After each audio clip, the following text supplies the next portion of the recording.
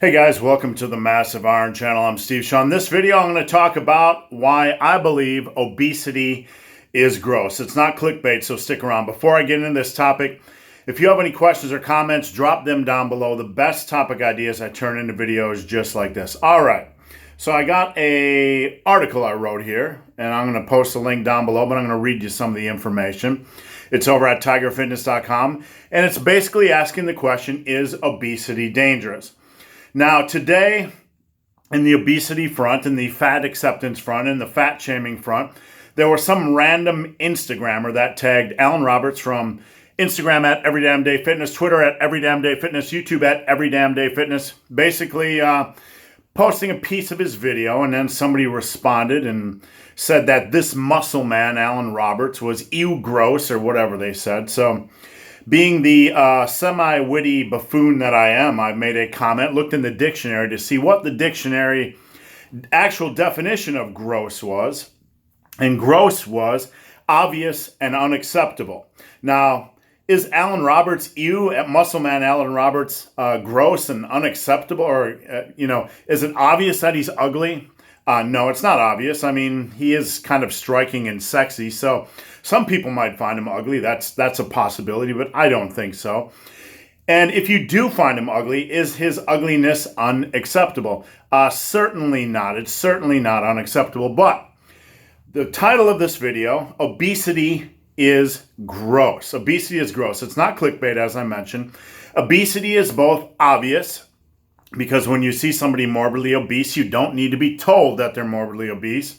And obesity is also unacceptable. Now, that's going to trigger somebody in the fat acceptance, fat shaming world. But lucky enough, I have all these statistics and information you'll ever want here in the article that I wrote at Tiger Fitness. And again, it is linked down below for those of you that actually read. All right, just being facetious, kids. All right, here is why obesity is unacceptable and why obesity is gross. I'm going to read you about cancer, obesity and cancer. Being obese increases your risk of contracting colorectal cancer by 30%. Overweight or obese women are 2 to 4 times more likely to contract endometrial cancer. A woman that is extremely large is 7 times more likely to suffer from this form of cancer. Pancreatic cancer, you're 1.5 times more likely to suffer from pancreatic cancer if you're obese or overweight. Esophageal endocarcinoma, if you are overweight, you are twice as likely to develop this form of esophageal cancer. And excuse me if I pronounce anything incorrectly. Obese individuals are 4 times more likely to develop this form of cancer. Meningioma. You have a 20 to 50% likely increase in contracting this form of brain tumor. That's 20 to 50% more likely, depending on the severity of your obesity. So the morbidly obese have a 50% greater chance of contracting this form of brain tumor. Gastric cardiac cancer. Folks that are obese are twice as likely to suffer from this form of cancer. Multiple myeloma. The overweight and obese have a slightly greater 10 to 20% likelihood of contracting this form of cancer. Kidney cancer, the rates double for those that are overweight or obese. Gallbladder cancer, the overweight are 20% more likely to get gallbladder cancer. When obese, your likelihood jumps up to 60%. Now here's one for the women, breast cancer.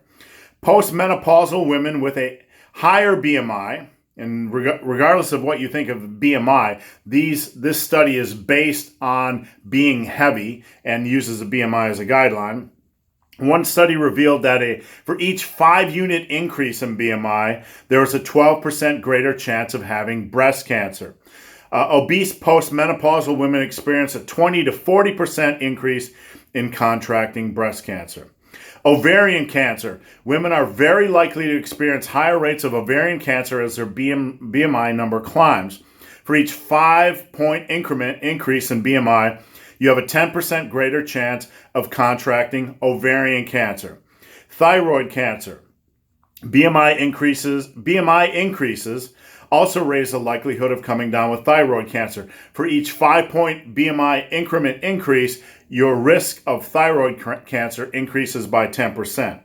Now, it's imperative that you guys understand that when it comes to these forms of cancer, we're looking at each one individually.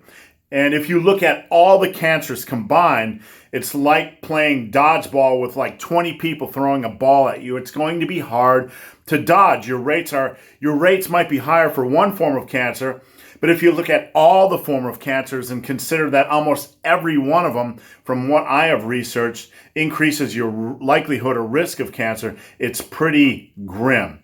So if you just look at cancer alone, it's fairly obvious that being obese is gross, and gross means unacceptable.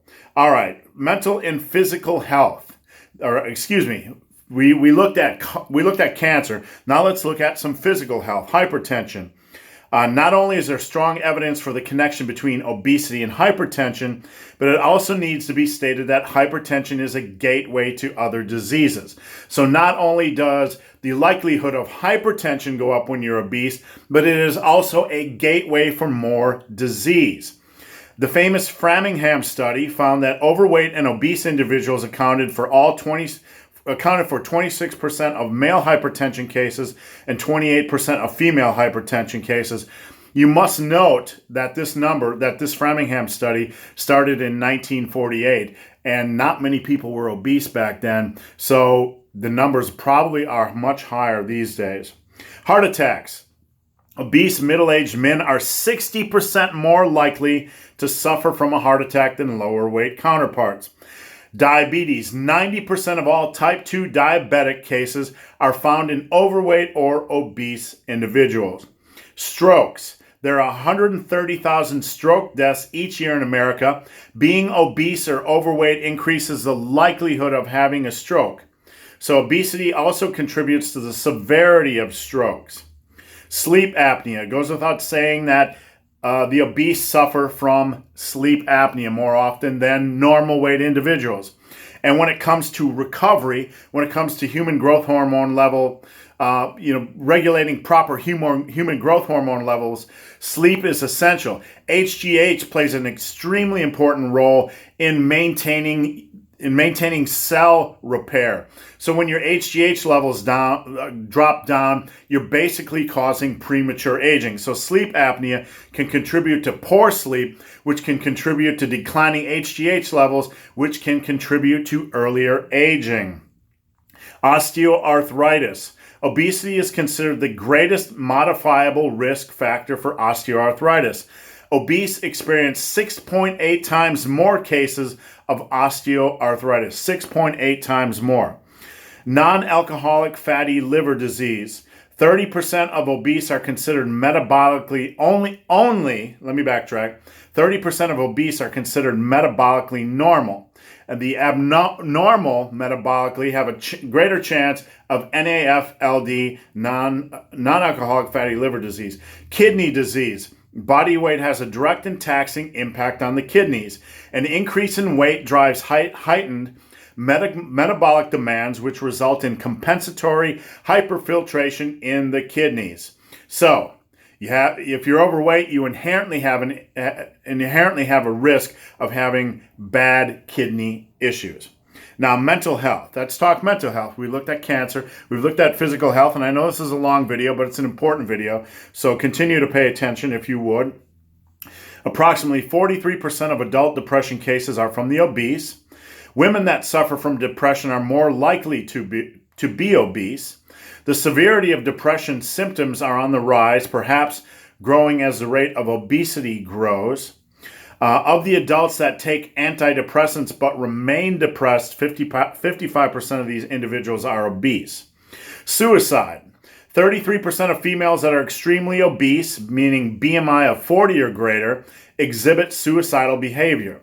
13% for men. So women are basically 3 times more likely when they are very obese to exhibit suicidal behavior.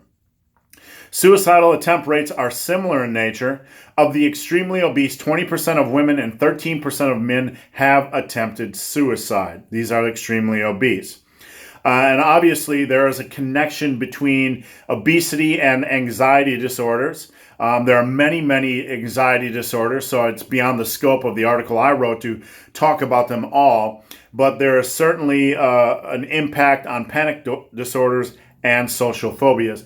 And beyond the information I presented here, we also have like social and economic issues. The obese generally have lower paying jobs because they can't function like their normal counterparts or lower weight counterparts. So the title of this video, to recap, was that obesity is gross. Obesity is obvious. This is a dictionary definition. Obesity is obvious because you can look at an obese person and see that they're obese, and it is unacceptable. You can say it isn't unacceptable, but let's not mistake the fact that it's okay to love an obese person. It's okay to treat them with kindness and love and respect, but it is not okay to love the disease. Being obese is gross. It is unacceptable. If you want to read more information about my article, you can check that out at tigerfitness.com. Again, it's linked below, and the name of the article is Obesity Really That Dangerous? So guys, hope this video has been of some help. If you have any questions or comments, drop them below. If you made it this far in this video and have yet to subscribe to my channel, please do. I'd appreciate the support. So guys, as always, thanks for watching. Have a great day.